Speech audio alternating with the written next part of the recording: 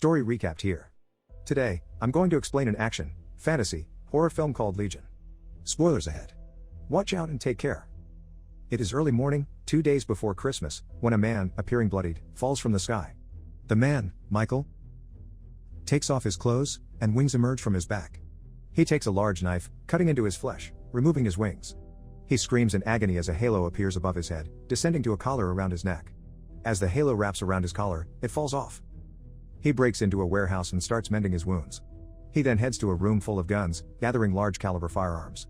A pair of police officers patrolling the neighborhood run into an explosion, and Michael emerges from the flames. The cops aim their guns at Michael, telling him to drop his bags. Their radios start sounding off several emergency calls, and Michael hears it. He says it has begun, and there isn't much time. One of the cops approaches Michael, but Michael overpowers him. The other cop suddenly starts convulsing, his head moving unnaturally fast before stopping. The cop's eyes turn large and black, his teeth sharpened to spikes. He begins speaking in a disembodied voice, telling Michael he has disobeyed orders. Michael answers he's following his own orders, and the cop declares that Michael would die with the child. The cop starts shooting, but Michael dodges out of the way, shooting back. The cop falls, and Michael drives away, the lights shutting off as he goes by. A young man, Jeep, awakens early in the morning, and a young pregnant lady, Charlie, calls to him. They sit together, and Charlie asks Jeep if he's had another bad dream. Jeep says yes, and Charlie tells him he needs to worry less about his father. Jeep says the only thing he worries about is her, and Charlie teases him, saying he's concerned about a pregnant woman with a baby he isn't the father of. Charlie says the baby would have a new family in a month as she's not prepared to be a mother yet.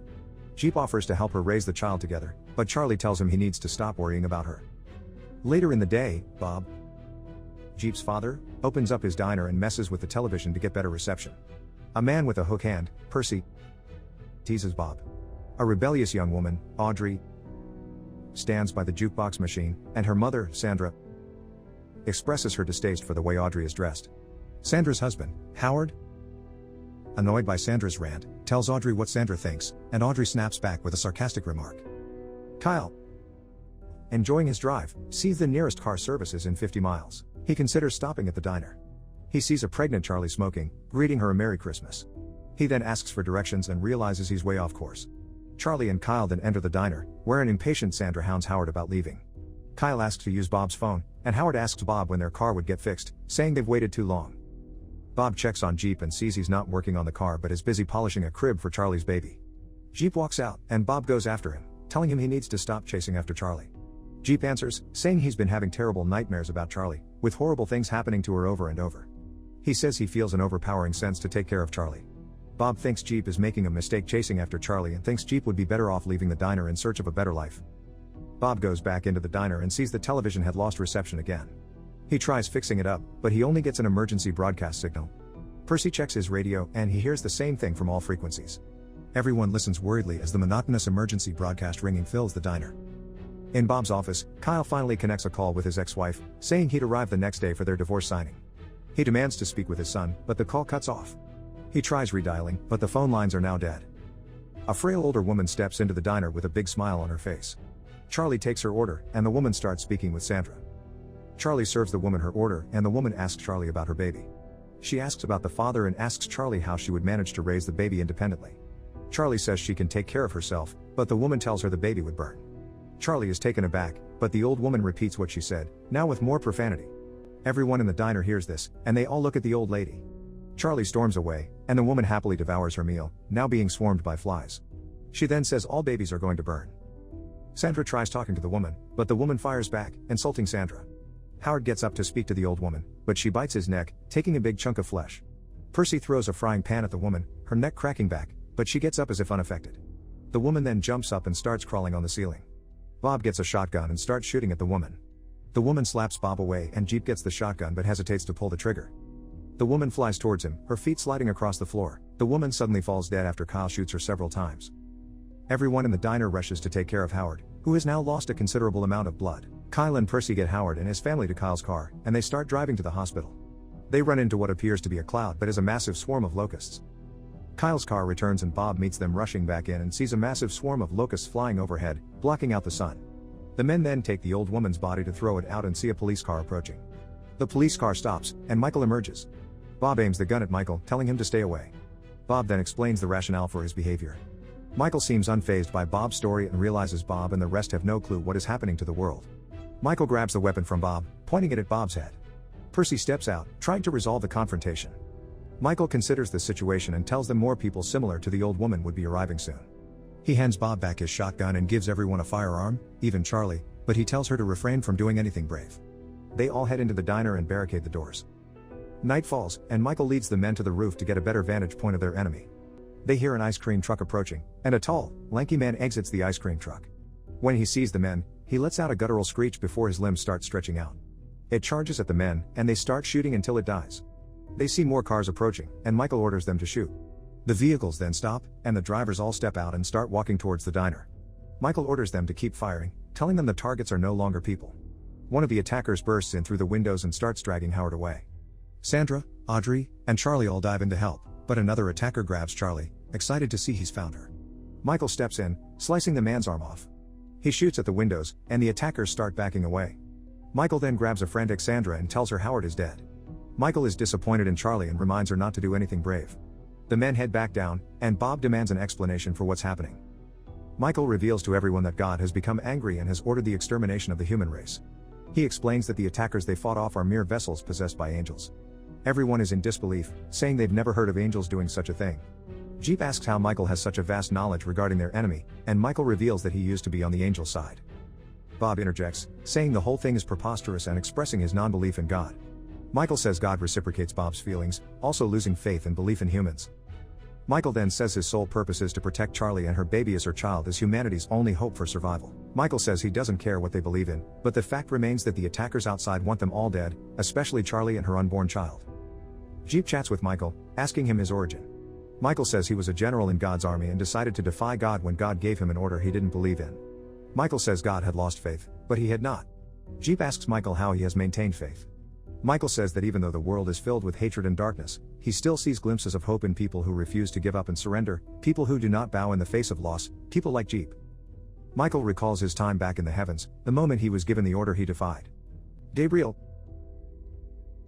tells Michael that humans have brought judgment on themselves. Michael says it an angel's duty to guide humans, but Gabriel says it is their higher duty to obey the Almighty. Michael knows that he is right within his heart, as God made his heart with all of God's love, but Gabriel says Michael is too late, as the other to exterminate the humans have been given. Michael watches as scores of angels fill the skies. Sandra wakes up the following day hearing a strange noise. She walks to the back of the diner, hearing Howard's sobs. She peeks through the back door and sees Howard crucified upside down, full of boils, calling for her help. Kyle and Audrey are unsuccessful at keeping her inside and she runs out. Sandra nears Howard but Howard bursts, spewing out acid. Percy gets to Sandra in the nick of time, shielding her from the blast. Percy carries her back to the diner before collapsing to the floor. Percy's back had been scalded clean to the bone. Sandra is tied to a chair while Audrey tries to feed her. Sandra then blames Audrey for everything happening to them, telling Audrey she has ruined everything. Later, Audrey switches through radio stations until she hits a frequency with someone broadcasting. The broadcast speaks of several pockets of survivors fighting back the possessed, but Michael says they can't risk leaving as it would only make Charlie an easier target. Charlie later chats with Jeep, remembering when she almost had the baby aborted before backing out at the last minute. She believed she could go back whenever she wanted, but it got to a point where the doctor could no longer perform the abortion, and she ended up stuck with the baby. This then led to her hating the child. The lights turn back on, and a car arrives at the diner, trying to get a gas refill. Kyle and Audrey prepare to shoot, but they see it's a father with his son. A gang of troublemakers then show up, running the dad over and taking the kid. Kyle jumps down to help the kid, shooting at the men. He gets to the kid and starts carrying him back. Bob removes the barricade, eager to help, but Michael aims the gun at him and threatens to shoot if he continues. Outside, the kid is revealed to be another possessed person as it bites down Kyle's neck. Audrey then jumps down to help but runs out of bullets and starts getting swarmed. Charlie decides to take matters into her own hands when she sees Michael isn't helping. Not wanting to bring harm to Charlie, Michael agrees to retrieve Audrey. Michael steps out and makes quick work of the attackers, using the gasoline pump as a flamethrower. He then takes Audrey, and they run back into the diner, barely escaping the explosion. Charlie runs to get water but sees the kid has made into the diner. The kid comes at her with a knife, but Charlie manages to shield herself until the kid's knife slips and slices off his fingers. Charlie kicks the kid away, and the lights go out again. The kid suddenly grabs Bob, but Michael pulls him away and Jeep shoots the possessed kid. Unfortunately, the stress has gotten to Charlie, and she goes into labor. Charlie begins giving birth, and they hear a loud continuous horn blasting from the skies. Jeep and Bob are on the roof and see the horde of possessed awaiting them. Charlie keeps pushing until the cries of an infant echo through the silence. Audrey shows the infant to Sandra, but Sandra is trying to find a way to break free of her restraints. Charlie asks if they are safe, and Michael says no, but now, at least, the child would have a chance to live and lead humanity. The possessed hear the infant's wails and start crying too. The horn blasts again, and a winged creature appears to be descending from the sky. Michael says God had sent down Gabriel to finish the mission that had initially been given to Michael. Jeep realizes that the order Michael disobeyed must have been the order to prevent the child from being born. Charlie demands an explanation, and Michael admits that he was indeed tasked with eliminating the baby. But he also reveals that the baby was never supposed to be born. The future has now been unwritten, and the will of God had changed. Charlie takes the baby from Audrey, but Sandra snatches it away. Sandra intends to give the baby over to the possessed so that they'd leave them alone. Gabriel nears, and the horns get louder. The doors burst open, and Michael shoots Sandra. Jeep dives to catch the baby but comes face to face with Gabriel. Gabriel then smites Jeep with his mace, but Jeep rolls away. Bob tries shooting Gabriel, but Gabriel is too fast, using his wings as shields. Gabriel then slices through Bob's stomach.